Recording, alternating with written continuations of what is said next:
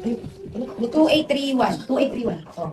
Ang kinain ko 500. Actually, tingnan mo yung menu, 650 lang yun. Magkano yung ramen, kuya? 680 po. Oh, 680. 680 lang dapat. 680. May bariya ako. Oh, may utang ka sa akin, 20. Kasi dahil kumain ako ng Ako, alam mo lang ang tira nyo, yun lang ang kinain ko.